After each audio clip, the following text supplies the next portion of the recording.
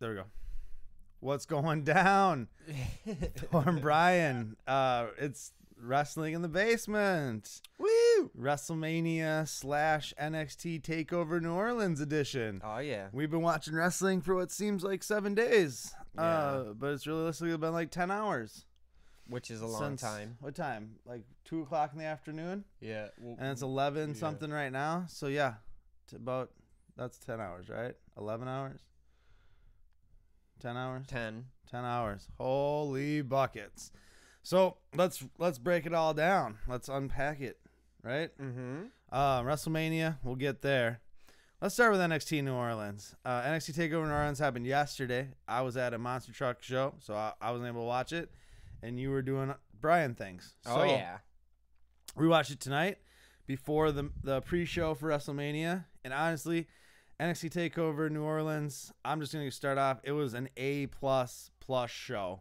It started off with a ladder match between Adam Cole, Bebe, Velveteen Dream, Lars Sullivan, Killian Dane, EC3, and Ricochet. Adam Cole was the winner. This was one of the craziest matches I've seen in a long time. Some of the spots with the ladders were brutal, especially like with Killian Dane. Mm-hmm. And then the Velveteen Dream.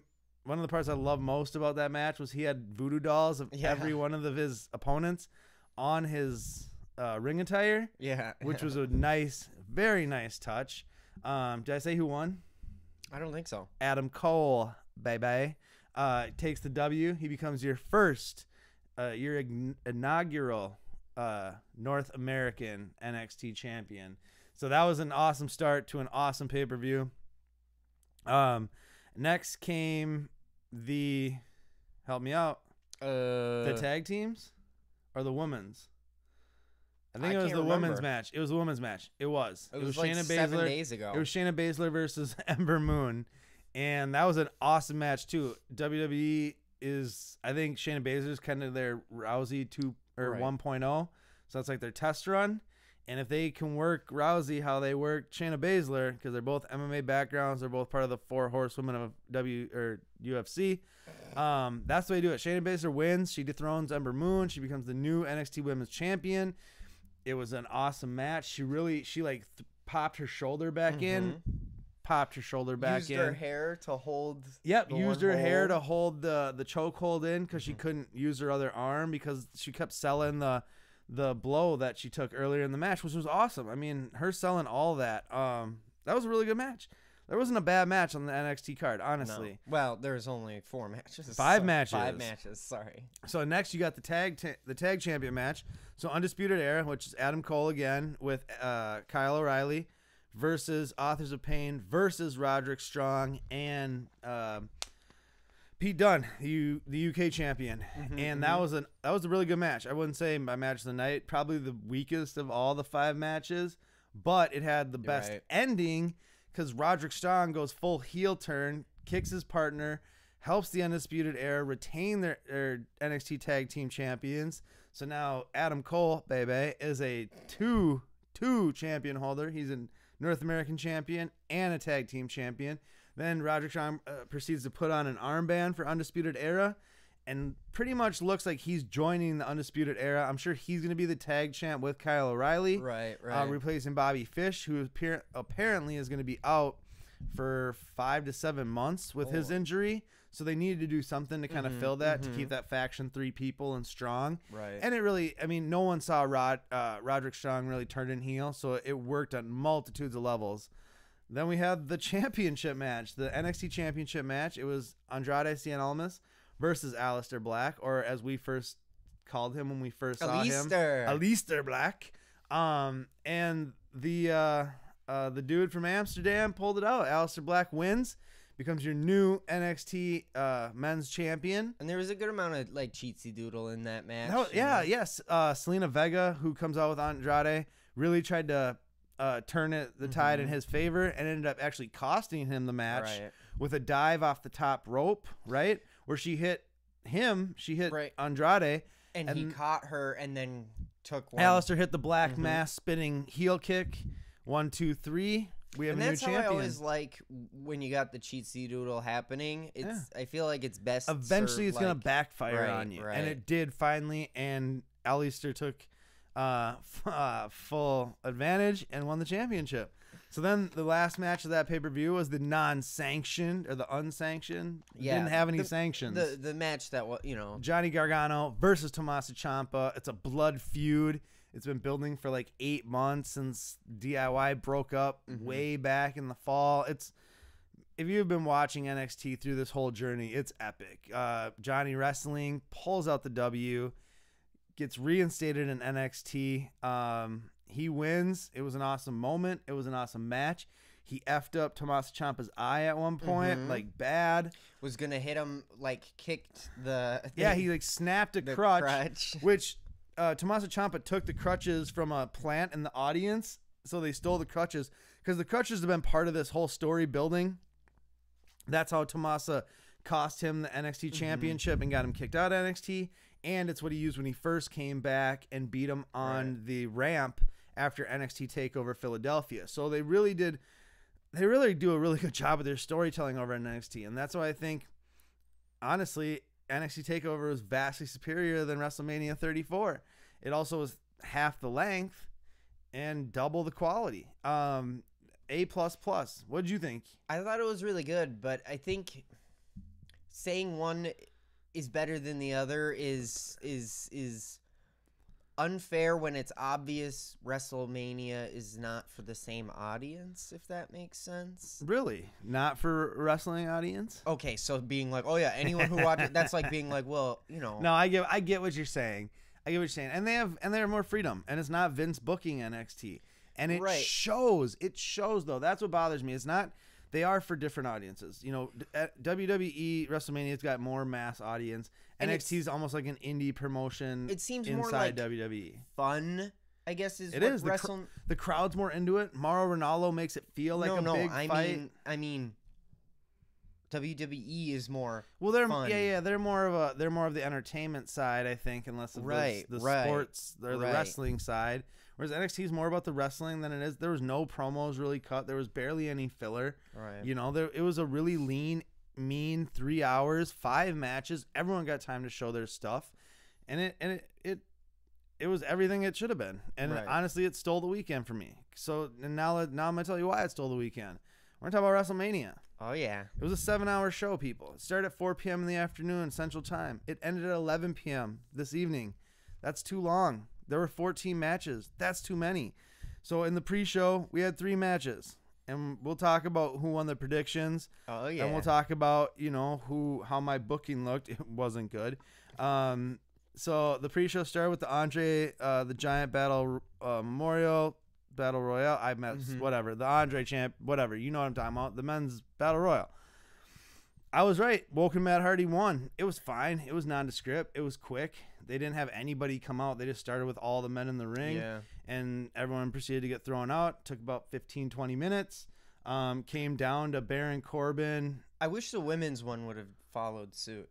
Woken Matt Hardy. And those were the last two. Where Corbin. Bray Wyatt shows up. Oh, yeah. And then Bray Wyatt showed up and kind of joined forces with Woken Matt Hardy now, which I think is weird. He took a dip, especially with Jeff being healthy whatever. And back. It's kind of odd. He took a dip in the Lake of Resurrection. He should come back as something different, like Husky Harris or old Bray Wyatt, or something new. It's the Lake of Resurrection, not the Lake of doing the same old crap. And join me. This isn't the join me lake. You don't know yet. I'm fine with it. I got a point for that win, so I was happy. We're off to a good start. How did my guy place again? Kurt Hawkins was second eliminated. Ooh. So not so well for you on that one. So then come next the Mustafa Ali versus Cedric Alexander for the vacant Cruiserweight Championship. And Cedric takes it. It was a good match. It was a pretty good match. Actually, excellent match, I'd say. It wasn't Austin Aries versus Neville from last year, but it was good. It should have been on the pre-show. Everyone who said it should have been on the main show, it shouldn't have been. It should have been on the pre-show, and some of the main show matches should have been cut altogether. Yeah. But we'll get to that later. Cedric Alexander won. I pick up another point.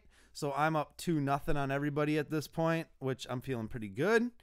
But let's see how we finish. Then the women's battle royal takes the last spot in the pre-show. And again, 3 people got entrances: Becky Lynch, Bayley, and Sasha. My pick, Ember Moon, to win wasn't in the match, so I'm eliminated from that one. Disqualified. It comes down to Sasha, Bayley to win. Bayley eliminates Sasha, but we all forgot Naomi hadn't been eliminated. Except for me. No, I was paying attention. We all saw she was laying by the side of the ring. But either way, Naomi wins. I'm cool with that. Naomi's had 2 great WrestleMania moments the past 2 years. Naomi's a great competitor, throwing no shade. Bayley was the second one eliminated. Right. But I'm still up 2-0 on everybody because nobody picked Naomi. Yeah. So we're there. Now let's get into the main show. The bloated ass, plotting, stupid main show. Not stupid. There are a lot of great parts. It's just whatever. I'll tell you why I didn't like it at the end. So the first match was not Usos versus New Day versus Bludgeon Brothers. It was Miz, Rollins, and Finn. And that was cool because that was a great match. That was everything you want in an opening match for WrestleMania. Seth Rollins wins. Nobody had that pick, so no points awarded. Which is just like dumb. Which is fine. Someone should have picked him. Somebody with a great mind did say Rollins was probably going to win if Finn was going to SmackDown, and Rollins wins. So we'll see if Finn goes to SmackDown, and the rest of my prediction comes correct. But no points awarded because no one actually picked Rollins. So then second up was Charlotte versus Asuka. Why this came so early in the card, especially after such a great opening match, is beyond me. Absolutely beyond me. Now, this was a phenomenal match. This was a spectacular match. Best women's match of the night. And Charlotte won. The streak was broken, which I didn't super like, but I was like, okay, I'll accept that. It's early. Right. I mean, they must have big plans for Nia. Alexa, Carmella cash in like I've been calling. Something's got to happen in that match. We'll get to what did or did not happen later. Nothing happened. So that was your second match out of the gate. So we're like, boom, we're off to a breakneck speed. Great matches. 1, 2, 3. We got the United States Championship 4-way. Rusev, Randy Orton, Bobby Roode, Jinder Mahal. And of course, I mean, they put it on Jinder because why not? No points awarded for the Charlotte win because, again, nobody picked Charlotte. We all picked Asuka. So it's still 2-0 me at this present moment in time. No one's received a point. Then we got, like I said, Was Jinder probably the biggest upset surprise win? Yeah, definitely. No, Charlotte was. Yeah. No, because Charlotte wasn't an upset win. She was a surprise, but it wasn't an upset. Right. Jinder was definitely because nobody wanted it. It could have been. I would have been fine with Orton retaining. I would have been fine with Bobby Roode. I would have been elated with Rusev Day. Rusev winning on Rusev Day would have just made Jinder just this had day. to ruin Rusev Day. Yeah, and Jinder peed all over Christmas and got the belt, and it was just awful. And there's nothing good I can say about that. It was a mediocre match. It was short. It was fine. I mean, whatever. But that was match 3. So then match 4, let's roll out Ronda Rousey and Kurt Angle and Triple H versus Stephanie. This early. And surprisingly, this match was much better than anybody would have anticipated, I think. It was much better than it probably should have been. I mean, Rousey was sloppy. She was green. She looked green. She had some green spots, but she did a lot with what she was given. The Hurricane Rana she hit on trips was good. Right. She definitely looked strong. She looked great. And she made Mrs. Helmsley tap out. Stephanie taps out they faked a double tap out at one point, which we thought that's how it was going to end, but they went with just Rousey tapping out. Stephanie, cool. Angle, Rousey win. They should have won. So great. We're good. 4 matches in. I'm like, this is a great. We all got a point for that because we all picked the Angle, Rousey. Yeah. So we already so it's 3-1-1 at this point in our picks. Then we go to match number 5. Now we got Usos, New Day, Bludgeon Brothers. Okay, this match could have been a lot better. Let's be honest. It wasn't bad. It was okay. It was fine. Short. I think time is what killed a lot of these matches that were okay to pretty good. I feel like matches that sucked is what really they could have them. been better had they been given more time. Mm-hmm. And then we had the Bludgeon Brothers win, so me and him pick up a point. I'm 4-2 to 1 at this point. I'm rolling through 5 matches. And then we get to match 6. Match 6 was Cena versus Taker. Now let me tell you all the things I didn't like about what happened with this. Number 1, the match did happen. And it really had no business happening. Now, the first 3 hours of the pre-show, Cena and the main show, Cena's just sitting in the audience, and they showed him like 50 different times. Yeah. They were talking to him. He was getting bugged by fans. Then a ref comes over and's like, he's here, and he takes off running in the back to get his jorts. To interrupt Charlotte and Asuka's finish, which was odd. And then he comes out here, and then he's like waiting. The lights go dark, and then Elias comes out. And this whole thing took like 15, 20 minutes. Yeah. Then he beats up Elias, and he's like walking out. They quit playing his music. He's just standing there with like a look on his face for what seemed like forever. It was probably only like 30 seconds, maybe not even. Lights cut out again.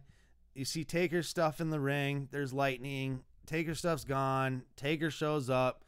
Taker whoops Cena's ass. The match lasts about 5 minutes. The whole segment lasts about 45 minutes. Yeah. Again, way too bloated. Yeah. No, that was before that. We were just talking about. Before that, but there's a match between Charlotte and then the Cena Undertaker. Yeah, we were talking. Yeah. Bludgeon Brothers. Yep, the Bludgeon Brothers. Yeah. So then Cena gets beaten like 5 minutes by Taker. Taker hits him with a tombstone. Right. 1, 2, 3, it's over. Taker looked all right, nondescript. I mean, it was very. I think Taker looked good. Too long. Too long of segment for too short a match for 2 of the greatest of all time. Right. No, thank you. I mean, even if you cut out the Elias thing and like just lengthen their match, it would have meant twice as much. Well, then Taker had to take 20 minutes to walk to and from the ring again. Like no American Badass, so everyone was happy with that, I guess. Classic Undertaker's unretired for the millionth time. Whatever. So now we're on to match 7. Match 7 is Shane O'Mac and Daniel Bryan versus KO and Sammy. This was an excellent match. Chris and Bryan pick up a point for Taker's win. So now it's 4-2-1. Chris finally gets on the board. Oh no, 4-3-2. Sorry, 4-3-2. Get your scores. Whatever. My brain's fried. All right. So it's 4-3-2 at this point. Going into match 7, Shane O'Mac and Daniel Bryan versus KO and Sammy. This was a better than average match. Very well. They had lots of time, lots of spots. Bryan gets taken out early with a power bomb on the ring apron. Looks like he's going to get carted off. He comes back, obviously. He's bananas. He kills it. Shane sells like his hernia and diverticulitis is matching up. It should have said, instead of yes on the back of his jersey, IBS, but that's just me. Either way, this was a good match. Daniel Bryan and Shane O'Mac win. So you will see KO and Sammy on Raw from now on because they're not fired. So they're definitely going to be on Raw. No, they're fired. They're gone forever. No, not even a chance. Bryan looked awesome in this. Very, very good. And Chris picked up another point for Shane O'Mac and Daniel Bryan winning. And no one picked up the point for the Daniel Bryan heel turn, which you predicted. Man. We're at 4-3-3 now after that match. 7 matches in, 4 matches to go. And we are at this point like 9 o'clock. We're like 3 hours in with 4 matches to go. It was 9:15. I remember it was 9:15 when I tweeted out there were 4 matches left. What time is this going to end? 10, 10:30, or 11? If you voted 11, you won. So match number 8, Alexa Bliss versus Nia Jax.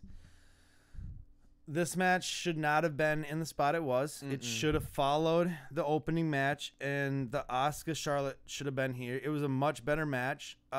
Nia won, which was the right call, and it was a good match. I'm not saying it was a bad match. It just shouldn't have been in the spot it was in. It shouldn't have came 8th.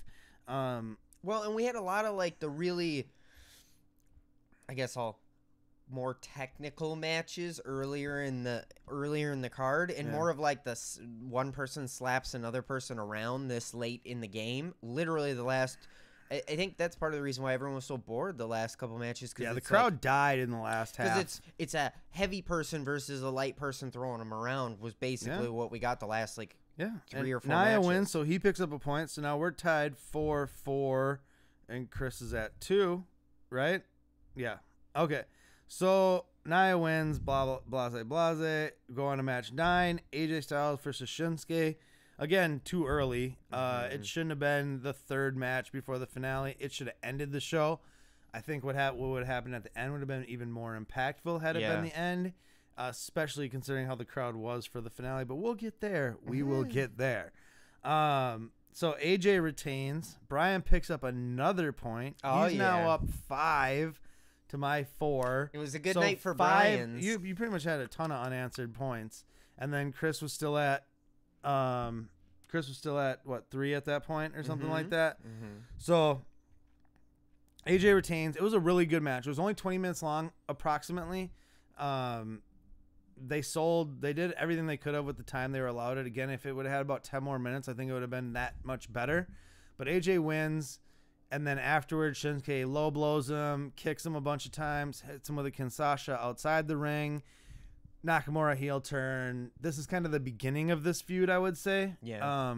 Not the end of it. This is the start of it. Now we got a face heel dynamic to play off of, and hopefully they can give Shinsuke more to do. I would like to see Shinsuke as a heel. I didn't mind that at all, but I was just kind of like, the wind was out of my sail at this point in the pay-per-view. It was. I was kind of like, all right, I'm getting towards the I'm done with this crap. So then match 10, The Bar versus Braun and question mark. This is where you can say that it went off the rails, or you can say it was an amazing moment. Amazing. I say it stays in between. So The Bar comes out. Braun comes out. He throws a float that The Bar wrote out off the stage, blah, whatever. He comes down and he's like, everyone wants to know who my partner is. Who can get these hands, blah, blah, blah. And my partner could be you, or it could be you. And then he turns into Oprah, and he's like, you get a match, and you get a match, and you get a match. So then he walks to the crowd for, 15, 20 minutes, trying to pick out a partner. And then he comes on some kid who the Twitter couldn't decide if it was a boy or a girl until the person got in the ring, and he said, what's your name? And the kid said Nicholas. And then we're all like, oh, that's a boy. So some 10-year-old boy is now the Raw Tag Team Champion with Braun Strowman, because, of course, the kid stood on the apron the whole time. Braun and The Bar had he got tagged in, dude. Decent match. He did get tagged in, but did nothing, and then tagged Braun right in. Braun powerbombed Cesaro. 1, 2, 3. Those are your tag team champions. You either hate it or love it. I'm on the fence. I love it, dude. I liked it better in the moment. Now we're like 3 hours from that point, and I'm like, I'm less warm on it. Dude, if you look at that kid's face, awesome. And that moment for that kid, I'll say was amazing. And but let's be honest, he got into this match by himself. I understand. I understand they did an awesome thing for that kid, but this is what a lot of people don't like about what WWE does. And like, you wouldn't have seen and that goes to your point of like, WWE is different than the NXT. You wouldn't see crap like that in an NXT Takeover event or a lot of the indie events. And that a lot of people were equating it to like David Arquette back in WCW or some of the shenanigans. I get that it was, but I can see where you can draw the parallel. But see, I think that parallel is different. Number one, because that guy won by himself. Yeah, he did, and he was like the main champion. Number two, that guy wasn't a kid, which is, hey, guess what? No, he's like a celebrity. People, but who's the main target for this thing we just watched? For wrestling? I mean, I don't know if it was. I don't know if it's maybe kids? It's kids. Get out of here! If you think PG. You buy nearly as much wrestling stuff, as a kid, you're crazy. How many action figure sets do you own? Right. None. How many Enzo hats? How many? Nobody does. I mean, you own like 4 or 5 belts, but most kids own like 30 of them. Like, get out of here if you don't think this is explicitly designed for them. We have fun, but NXT's our show. I didn't even pull out the wrestling pops for this. That's so much I'm over at this point. Not over at this point. I'm just jaded. So Braun and Nicholas are now your tag team champions. We'll see what happens tomorrow night. If it's just going to be a new kid every night or whatever, it was cool. The moment was pretty special for the kid and pretty funny in the moment. But like I said, now that I'm like reflecting on it, I don't know that I love it that much, especially with the options that they could have given. I think the problem is I think we'd have more fun with it if the pay-per-view wasn't so bloated that like this could have been cut and made some of those matches that weren't great. And if they did this on like a TLC or even a Survivor Series or a different where they hadn't built this big expectation for people on who his tag partner was going to be and made all this mystery surrounding it to have it be some 10-year-old kid, it's slightly anticlimactic. I get that it's cool for the kid, but for the fans who have invested in the build and invest in the product, it is very anticlimactic. And my biggest problem is now, where do you go from here? If this is long form storytelling, what's the end game for this story? Nicholas can't be pulled out of school and wrestle every week and be every put on Monday. Every Monday. That's unrealistic. I mean, so we'll see. Let's just slide past this. Oh, but who picked up a point for that? More importantly, we all did, because we all picked the same thing. And then, bonus point technically goes to Chris. Half bonus point. No, full bonus point. If you're getting a bonus point for picking the correct last match. Oh, so we're doing that? Oh, we didn't discuss if we were actually doing that. You guys both said so yes. Then Chris gets the bonus point for the picking a tiny guy. He said cruiserweight, but I guess we'll neglect that part, and that we'll just say he said tiny guy, and it was technically a tiny guy, so he gets a bonus point for that. And that guy would be Nicholas is a cruiserweight. So at this point in the pay-per-view, he's at 6. No. Yeah. Yes. With the last match to go, you would be at 6. You're at 6. Yeah. I'm at 5, and Chris is at 5. So the last match is Roman versus Brock. So I get my bonus point for the last pick. Mm-hmm. So now I'm at 6. Me and you had Roman winning. Chris had Brock retaining. So if Brock retains, we all tie at 6. Well, Brock retained. I didn't really see that coming. The crowd, right. let me tell you what the crowd did during this match. Chanted boring, chanted CM Punk, chanted this is awful, and threw a beach ball around. That's exactly what you want from your biggest show's main event after like 8 hours of making these people sit in this Superdome. That's right. I mean, if I was booking, that's exactly what you want. You know, that's exactly what you want. Honestly, but Brock won. So Roman kicked out of like 12 suplexes, 30 F5s, and like being put through every table in the arena.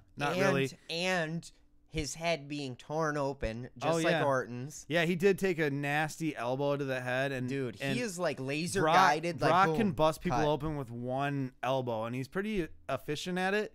I don't think they should let him do it. He's like better than he was when he did it to Orton, because it took less work to get. Yeah, and he didn't hit him as hard. He didn't bust him open as bad, but it bled like a stuck pig. He's too good at it. I was actually surprised to see color.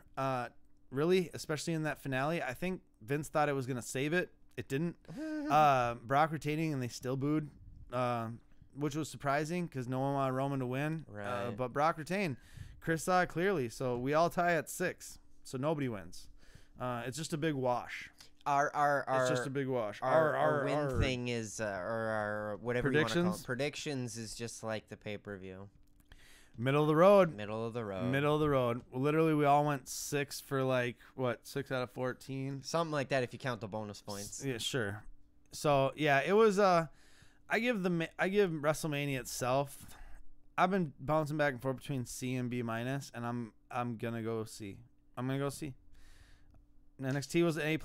See, I'll go B minus B. For sure. Okay. But I'm looking at it a little less. You're glass half full. Well, again, I understand what I'm getting into. It's just like we review Dragon Ball Z, for goodness sake, and we're like, or Dragon Ball Super, and it's like, I realize it's. Where are you going with this? Because every episode of Dragon Ball Super is okay. Tell me that to the Snake episode. All right, whatever. Right, exactly. No, but that was one episode. I don't know. We forgive some of the goofiness in it because we like it. But you have 12 pay-per-views a year to be weird or different. WrestleMania, you need every single match. If you're gonna, there's the thing. Then don't have 14 matches. And I don't disagree with you. I don't disagree. Cut Cena Undertaker, dude. As much as I like the Undertaker, long. Honestly, some of these could have been a couple of these could have been. I think if you just cut Cena Undertaker, because that took so long, you could have made every match add 5-10 minutes to it. Well, and a lot of the stupid stuff, Braun looking for the kid, and I don't know. There's a lot of things. There was a lot of fat you could have trimmed off this show, not had it run 8 hours or 7 hours, whatever, 12 hours, whatever it is. You know what I mean? Long story short, WrestleMania was underwhelming. It wasn't. I don't know. I had higher expectations for this WrestleMania than I was delivered. But let me say this. My expectations for NXT were higher than my expectations for WrestleMania. and NXT exceeded my expectations. WrestleMania did not even live up to my expectations. So, and I know they're different, and I'm not looking at them the same. Right. I know what they are. I watch them every week. I'm just saying, with the card they had, it was the booking and the decisions that were made and the wins that separated the two shows. Right. This same card played out over 7 hours, maybe with some different finishes, some little bit of fat trim. Right. And not to my liking. Like, I would have taken picks, like winners that I didn't pick, Right. who they would have won and I would have been cool with. But like having Jinder win, Right. having, having Asuka Charlotte go so early, ending the streak I kind mean, of honestly, unnecessarily. even with if you kept every victory exactly the same, trimmed a little fat, made some of the matches a little longer, changed the order every a little victory bit, but Jinder. I think even Jinder we'd get over. He won how many times, and it was like I there were would've- still good pay-per-views he was involved in. Out of the 4 people, there are only all 3 of them I Right. would have been okay with. He was the only one I was like, God no, Yeah, God no, You do know? not put him in there. They gotta get. You're not Vince McMahon. I know. He F your feelings. I'm sorry. Vince McMahon's new motto is F your feelings. F what you want. F Rusev Day. Like, it's just, I'm going to do what I want and screw everybody else. And Triple H did a little bit of fan service. I mean, a lot of people wanted to see the people who win in NXT, and they did. Right. And people were super happy with it. And look at the response it's gotten. And honestly, I don't know. There was someone who hit me up on Facebook after I put out like we were watching this or whatever, and they're like, I'm giving it a chance after a year, and if Right. I'm done with WWE, if this is, and I told him, I was like, hey, regardless of what happens tonight, I said watch NXT Takeover. Right. That's the future of wrestling. I mean, Vince cannot stay around forever, God willing. He cannot stay I don't making put these anything bad past him, decisions. dude. Yeah, that's true. He sleeps in a hyperbolic time chamber and drinks unicorn blood, so no one He'll do whatever it takes to live forever. 20 30 more years, who knows. Obviously, I mean, I don't know. So final thoughts. Solid. I would watch it again. I mean, it was fun. I had fun. I'd watch NXT Takeover 3 times over before I'd watch WrestleMania again. If you Well, haven't watched NXT Takeover, you could while I'm watching WrestleMania one more time. and that's exactly my point. Go watch NXT Takeover New Orleans. Watch NXT every week. Watch Raw tomorrow night, because I'm sure it might be more eventful than the whole pay-per-view we might get the rematch with Nicholas, dude. Oh, definitely. Nicholas will be on. If you want to, Nicholas will be on. But, I mean, watch WrestleMania. Just fast forward through a lot of parts. Honestly. Watch the first, 4 matches in their entirety, actually skipping the 3rd match, and then, pick and choose your spots. Honestly. No, just watch NXT Takeover, twice. That's all. That's my best recommendation. You could. Just do that. I'm Thor. That's Brian. We're Wrestling in the Basement. Basement Brian is the main show. Like, share, subscribe. Fake trailers. We do lots of different stuff. We're on the internet. Obviously, you're watching us. Obviously. Deuces. Do.